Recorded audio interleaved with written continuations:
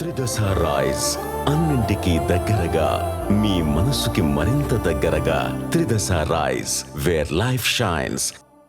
పేద ప్రజల క్షేమం కోసం ప్రజలు ఎన్నుకున్న ప్రభుత్వం సంక్షేమ పథకాలు అమలు చేస్తుంది. కానీ ఆ సంక్షేమ పథకాలు అర్హులకే అందుతున్నాయా?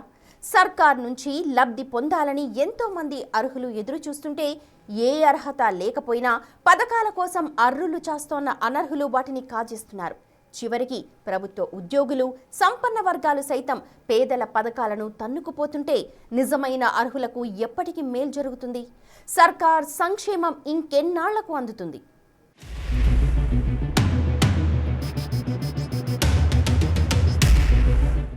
ప్రభుత్వ సంక్షేమ పథకాలకు అన్ని అర్హతలున్నవారు అనర్హులుగా మిగిలిపోతున్నారు. ఏ అర్హత లేకపోయినా ప్రభుత్వ పథకాలతో లబ్ధి పొందుతున్న వాళ్లు మాత్రం పెరిగిపోతున్నారు. తెలంగాణ ప్రభుత్వం నిర్వహించిన పైలట్ ఆడిట్లో తేలిన చేదు నిజమిది. నిష్పక్షపాతంగా పేదలకు దక్కాల్సిన సంక్షేమ పథకాలతో ప్రభుత్వ ఉద్యోగులు, కాంట్రాక్ట్, అవుట్సోర్సింగ్ ఉద్యోగులు లబ్ధి పొందుతున్నారు. ఎలాంటి అర్హత లేకపోయినా పెన్షన్లు, రేషన్ కార్డులు, ఇతర ప్రభుత్వ పథకాలు వారికి అందుతున్నాయి. అసలైన అర్హుల మధ్యలోనే చడి చప్పుడు లేకుండా అనర్హులు లబ్ధి పొందుతున్నారు. తెలంగాణలో పెన్షన్లు తీసుకునే ప్రతి 10 మందిలో ఒకరు అనర్హులుగా ఉన్నారంటే పరిస్థితులు ఎలా ఉన్నాయో అర్థమవుతోంది. పేదల కోసం ఉద్దేశించి ప్రభుత్వం అమలు చేస్తోన్న పథకాలు నిశ్శబ్దంగా సంపన్నులకు, అధిక ఆదాయం పొందుతోన్న ప్రభుత్వ ఉద్యోగుల కుటుంబాలకు దక్కుతున్నాయి. కార్లు, పెద్ద పెద్ద భవనాలు, పెట్రోల్ బంకుల ఓనర్లకు కూడా పేదల పథకాలు అందుతున్నట్లు ఆడిట్లో తేలింది.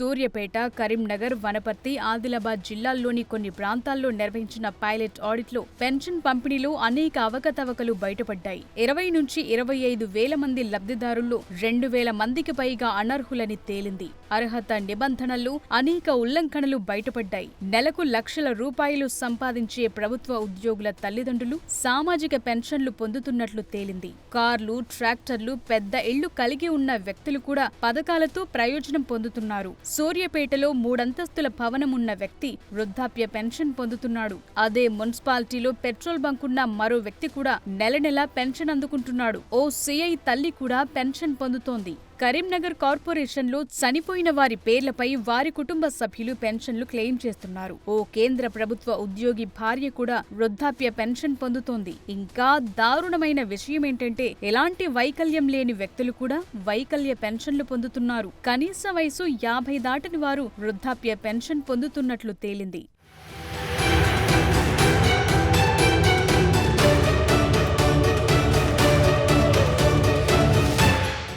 పైలట్ ఆడిట్లో వచ్చిన ఈ ఫలితాలు రాష్ట్ర వ్యాప్తంగా పెన్షన్ జాబితాల ప్రక్షాళనకు సిద్ధమయ్యేందుకు ప్రభుత్వాన్ని ప్రేరేపించాయి. పంచాయతీరాజ్ శాఖ సమర్పించిన పూర్తి సామాజిక ఆడిట్ నివేదిక అంచనా ప్రకారం తెలంగాణ వ్యాప్తంగా దాదాపు 5 లక్షల వరకు బోగస్ పెన్షన్లు చెలామణిలో ఉండొచ్చనే అంచనాలున్నాయి. అందువల్ల ప్రభుత్వ సంక్షేమ పథకాలతో లబ్ధి పొందుతోన్న అనర్హులను తొలగించి నిజమైన అర్హులను చేర్చేందుకు ప్రభుత్వం సమగ్ర సర్వే నిర్వహించాలని చూస్తోంది.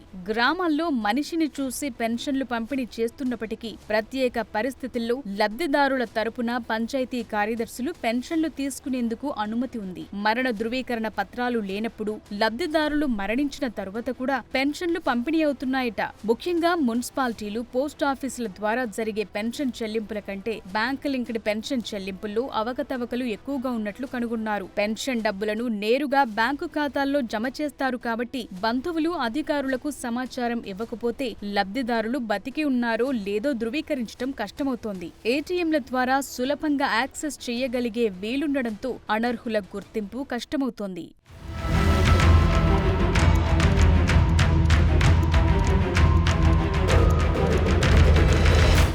ప్రస్తుతం తెలంగాణ వ్యాప్తంగా 11 కేటగిరీల కింద 42,67,000 మంది సామాజిక పెన్షన్లు పొందుతున్నారు. వికలాంగులకు 4,000, ఇతరులకు 2,000 పెన్షన్ అందుతోంది. 2024-25 సంవత్సరానికి గాను పెన్షన్ చెల్లింపుల కోసం ప్రభుత్వం 14,628 కోట్లు కేటాయించింది. మొత్తం లబ్ధిదారుల్లో 53% మంది బయోమెట్రిక్ పద్ధతిలో పోస్టల్ శాఖ ద్వారా పెన్షన్లు అందుకుంటున్నారు. మిగతా 47% మందికి బ్యాంకుల ద్వారా చెల్లిస్తున్నారు. 6 నెలల కింద కిందట అక్రమ పెన్షన్లను అరికట్టేందుకు ప్రభుత్వం బ్యాంకుల దగ్గర కేవైసీ సమర్పించాలని కోరింది. లబ్ధిదారులు ఆధార్ వివరాలు, ఫోటోలు, బ్యాంకు ఖాతా సమాచారం లాంటి వాటిని కోరారు. కేవైసీ వివరాలు సమర్పించని చోట పెన్షన్లు తాత్కాలికంగా నిలిపివేయాలని ప్రభుత్వం భావించింది. మరోవైపు అనర్హులైన లబ్ధిదారులను తొలగించాలంటూ సర్ప్ ఉన్నతాధికారులకు లేఖలు రాసింది. ఈ అక్రమాలకు సంబంధించి పంచాయతీరాజ్, గ్రామీణాభివృద్ధి, మహిళా శిశు సంక్షేమం, సర్ప్ ఉద్యోగులకు కూడా నోటీసులు జారీ చేశారు.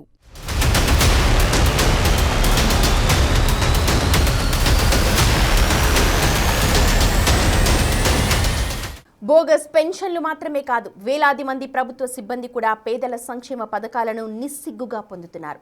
కాంట్రాక్ట్, అవుట్సోర్సింగ్ సిబ్బందే కాదు, రెగ్యులర్, సీనియర్ అధికారులు కూడా పేదల కోసం ఉద్దేశించిన ప్రభుత్వ పథకాల ద్వారా ప్రయోజనం పొందుతున్నట్లు ఆడిట్లో తేలింది.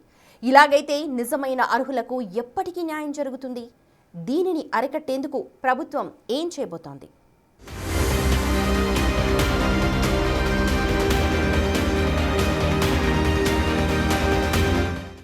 నకిలీ ఉద్యోగులను వెలికితీసిన కొన్ని రోజులకే తెలంగాణ ప్రభుత్వం మరో భారీ మోసాన్ని బయటపెట్టింది. కాంట్రాక్ట్, అవుట్సోర్సింగ్ సిబ్బంది నుంచి రెగ్యులర్, సీనియర్ అధికారుల దాకా 37,000 మందికి పైగా ప్రభుత్వ ఉద్యోగులు పేదలు, నిరుపేదల కోసం ఉద్దేశించిన ప్రభుత్వ సంక్షేమ పథకాల నుంచి ప్రయోజనాలు పొందుతున్నట్లు తేలింది.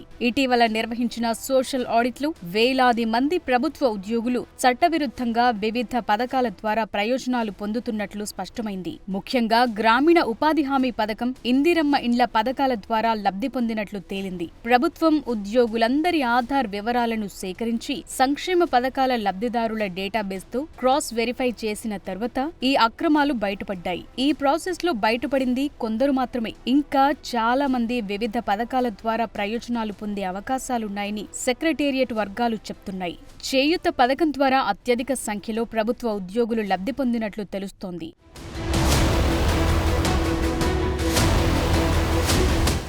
ప్రభుత్వ సంక్షేమ పథకాల ద్వారా లబ్ధి పొందుతున్నట్లు తేలిన 37,000 మంది ఉద్యోగుల్లో అంగన్వాడీ కార్యకర్తలు, గుర్తింపు పొందిన సామాజిక ఆరోగ్య కార్యకర్తలు, హోంగార్డులు, వీఆర్ఓలు, వీఆర్ఏలు, పూజారులు, రెవెన్యూ అధికారులున్నారు. మరి ముఖ్యంగా ఈ లిస్టులో గెజిటెడ్ అధికారులు కూడా ఉండటం అందరినీ ఆశ్చర్యానికి గురిచేసింది. లబ్ధిదారుల జాబితాలో 47 మంది పోస్ట్ గ్రాడ్యుయేట్ టీచర్లు, 71 మంది సెకండరీ గ్రేడ్ ట్రైన్డ్ టీచర్లు, పబ్లిక్ హెల్త్ మేనేజర్లు, లెక్చరర్లు, సివిల్ అసిస్టెంట్ సర్జన్లు, జ్యుడిషియల్ మెజిస్ట్రేట్లు కూడా ఉన్నారు. ఒక్క ప్రధాన పథకంలోనే లబ్ధిదారుల డేటాబేస్ తో మ్యాచ్ అయిన ఉద్యోగుల సంఖ్య దాదాపు 16,000గా ఉంది. వీరిలో 8,000 మందికి పైగా గౌరవ వేతనం పొందుతున్న ఉద్యోగులు ఉండగా 3,000 మందికి పైగా అవుట్సోర్సింగ్ కార్మికులు, మరో 3,000 మంది కాంట్రాక్ట్ సిబ్బంది ఉన్నారు. మరింత ఆందోళనకరమైన విషయమేంటంటే 478 మంది రెగ్యులర్ గవర్నమెంట్ ఉద్యోగులు, 338 మంది గ్రాంట్ ఇన్ ఇయర్ సిబ్బంది ఉన్నారు. వీరంతా ప్రతి నెల ప్రభుత్వం నుంచి పూర్తి స్థాయి జీతాలతో పాటు ప్రభుత్వ పథకాలు కూడా పొందుతున్నారు. ఈ లిస్టులో అంగన్వాడీ టీచర్లు, ఆశా వర్కర్లు, ఏఎన్ఎంలు, జూనియర్ లెక్చరర్లు, డేటా ఎంట్రీ ఆపరేటర్లున్నారు.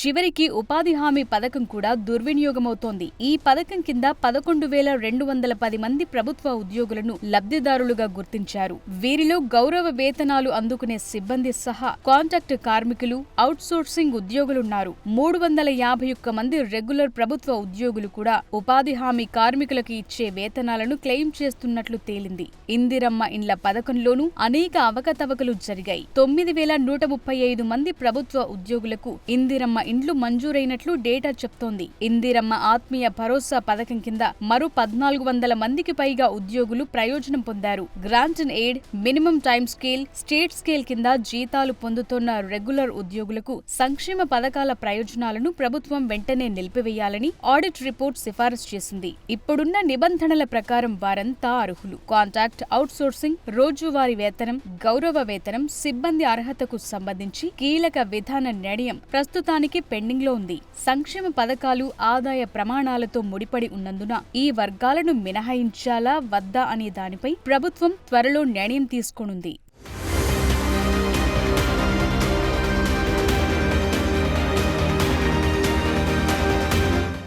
సంక్షేమ పథకాలు అర్హులకు చేరాలనేది ప్రభుత్వ ఉద్దేశం. కానీ క్షేత్రస్థాయిలో పరిస్థితి భిన్నంగా ఉంది. అనర్హులు, బోగస్ పెన్షన్దారులు మాత్రమే కాదు, సమాజానికి ఆదర్శంగా ఉండాల్సిన ప్రభుత్వ ఉద్యోగులే సంక్షేమ పథకాలను నిస్సిగ్గుగా వాడుకోవటం వ్యవస్థలోని లొసుగులను ఎత్తిచూపుతోంది. ప్రభుత్వ పథకాలు పూర్తిగా పేదల కోసం ఉద్దేశించినవి. అనర్హుల వల్ల నిజమైన అర్హులు ప్రభుత్వం ద్వారా అందే ప్రయోజనాలను పొందలేకపోతున్నారు.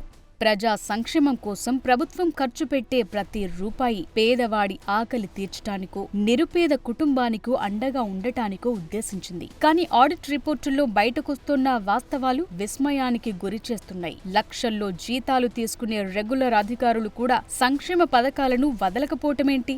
ఇలాంటి అనర్హుల వల్ల నిజంగా పథకాలు అవసరమైన అర్హులకు అన్యాయం జరుగుతోంది. వీళ్లను తొలగిస్తే వాళ్లకైనా న్యాయం జరుగుతుంది, సర్కార్ సాయం అందుతుంది. అది వారికి ఎంతో ఉపయోగపడుతుంది. సంక్షేమ పథకాలు అవసరం లేని అనర్హులకు అందటం కన్నా దారుణం మరొకటి ఉండదు. అర్హులకే పథకం అనేది కేవలం ఓ స్లోగన్ గా మిగిలిపోకూడదు. వ్యవస్థలో ఉన్న లొసుగులను పూడ్చి అనర్హులకు పథకాలు అందకుండా చేయాలి. అప్పుడే అర్హులకు నిజమైన సామాజిక న్యాయం జరుగుతుంది. సంక్షేమం కోసం ప్రభుత్వం ఖర్చు పెట్టే ప్రతి పైసా పేదవాడి జేబులోకి చేరుతుంది.